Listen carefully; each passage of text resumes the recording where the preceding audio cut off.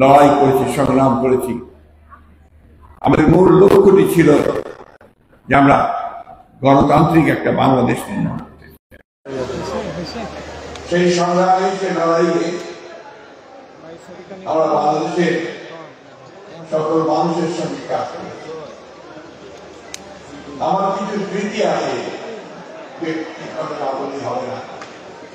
এই পার্টির সঙ্গে যখন তারা দল করার সিদ্ধান্ত নেয়, সেই সময় তাদের সঙ্গে আমার পরিচয় ছিল।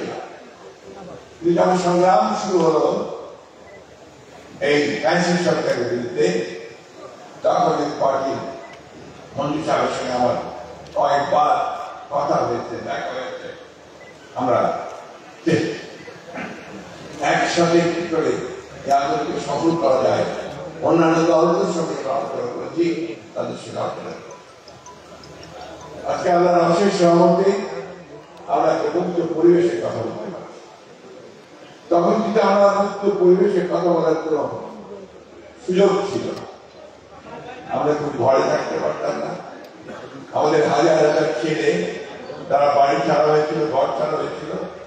আমাদের মানুষেরা গ্রামে গঞ্জে পর্যন্ত তার নিজের বাসায় থাকতে পারত না, খেতে খাওয়ারে এবং সেই জঙ্গলের মধ্যে গ্যাস তৈরি নিয়েছে। এই সংগ্রামে যেমন আজকে এখানে আহতরা আছেন, আমি জানি কয়েক হাজার আহত আছেন,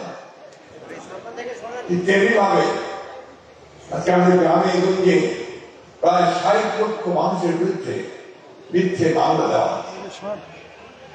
আমাদের প্রায় ৭০০ মতো বেশি নেতা কর্মী সহ গুম হয়ে গেছে। আমাদের নিহত হয়েছে প্রায় ২০,০০০-এর উপরে। এই একটা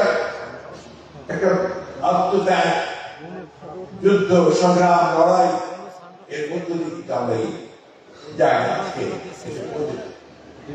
৫ মাস পরে অনেকেই জিজ্ঞাসা করছে যে আমাদের অর্জন কি? অর্জন হচ্ছে আজকে আমরা এখানে দাঁড়িয়ে নিঃসংকোচে, কোনো দিন ভয়ে আমরা কথা বলতে পারছি, এটাই আমাদের একটা বড় বিজয়। এখানে এবি পার্টির একটা ভূমিকা আছে বড়, এবং আজকে আমি তার কাউন্সিল হয়েছে, সেই কাউন্সিলে যারা নতুনভাবে নির্বাচিত হয়েছেন, আমাদের মুজিবুর রহমান মন্ত্রী সাহেব এবং ব্যারিস্টার ফুয়াদ সম্পাদক হিসেবে, আমি তাদেরকে আন্তরিক অভিনন্দন, শুভেচ্ছা জানাচ্ছি। আমার দল বাংলাদেশ জাতীয়তাবাদী দলের পক্ষ থেকে, আমার নেত্রী দেশের ছিল এবং তাদের পক্ষ থেকে, আমার নেতা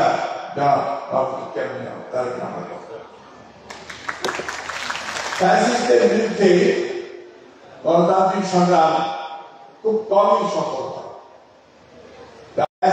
বাহিনীর বিরুদ্ধে, হাসিনার বিরুদ্ধে, তার সব বাহিনীর বিরুদ্ধে আমাদের ছেলেরা তারা সেই তাদের উত্তাল আন্দোলন, সে আন্দোলনের মধ্য দিয়ে আমাদেরকে সেই সাফল্য এনে দিয়েছেন।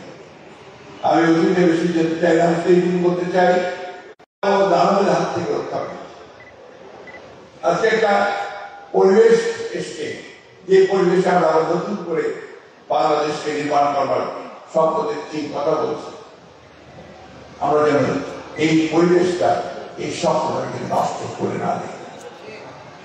আমাদের এখন যেটা প্রয়োজন, সমস্ত প্রভোকেশনের পরেও আমরা যেন আমাদের সিদ্ধান্তে অটল থাকি। আমরা একটা গণতান্ত্রিক ব্যবস্থায় ফিরে যেতে চাই, আমরা বৈষম্য দূর করতে চাই, আমরা বাংলাদেশের সেই আমাদের তরুণদেরকে তাদের সঙ্গে হাতে হাত মিলিয়ে, কাঁধে কাঁধ মিলিয়ে আমরা একটা নতুন বাংলাদেশ দেখতে চাই। এখানে আমাদের কোনো বিভেদ নেই, কিন্তু দুর্ভাগ্যক্রমে আমাদের দেশের কিছু মানুষ তারা বিভিন্ন ভাবে এই ঐক্যে তারা কিছু ফাটল ধরানোর চেষ্টা করছে।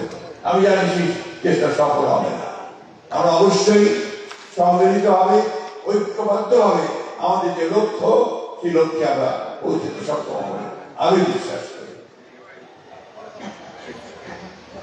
আমি খুব সুস্থ নই, সেই জন্য বেশি কথাও বলবো না, শুধু এই কথা বলে শেষ করতে চাই যে আজকে বাংলাদেশকে নতুন করে নির্মাণ করবার যে যে স্বপ্ন আমরা দেখছি, সেই স্বপ্নকে বাস্তবায়িত করতে হলে আমাদের কিন্তু একটু ধৈর্য ধরতে হবে, ধৈর্য ধরতে হবে এবং হঠকারিতা করে ভুল সিদ্ধান্ত নিয়ে ভুল পদক্ষেপ করে আমরা যদি সম্ভাবনাকে বিনষ্ট না করি সেই বিষয়টা আমাদেরকে সবসময় লক্ষ্য রাখতে হবে।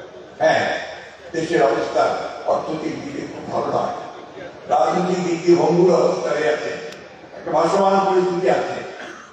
আমরা সেইটাকে একসাথে করতে চাই, আমরা সেটাকে একখানে নিয়ে সবাই মিলেই আমরা এই সমস্যাগুলো সমাধান করতে চাই।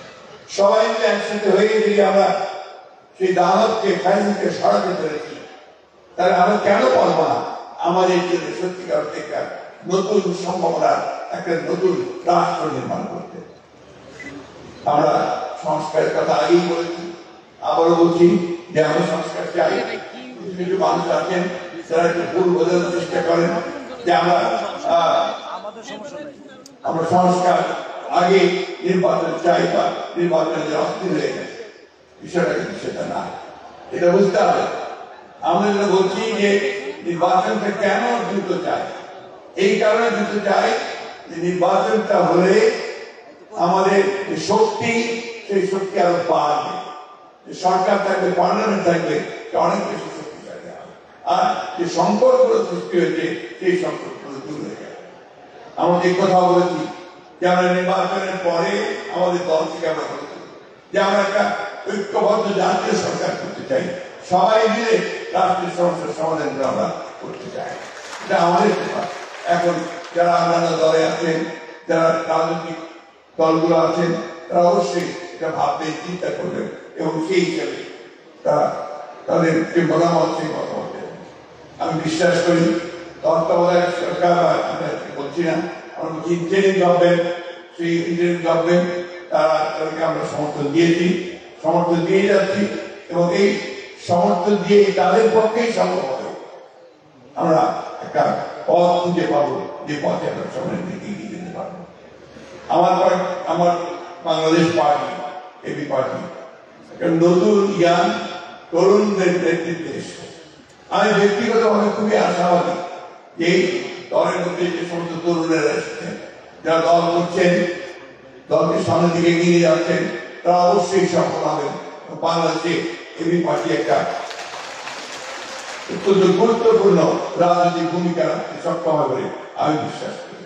আমি আবারও সব শেষে আপনাদেরকে আহ্বান জানাবো যে আসুন আমরা সবাই ঐক্যবদ্ধ থেকে আমাদের যে স্বপ্ন, সেই স্বপ্নকে আমরা বাস্তবায়িত করি। সকলকে ধন্যবাদ। আসসালামু আলাইকুম, খোদা হাফেজ, বাংলাদেশ জিন্দাবাদ।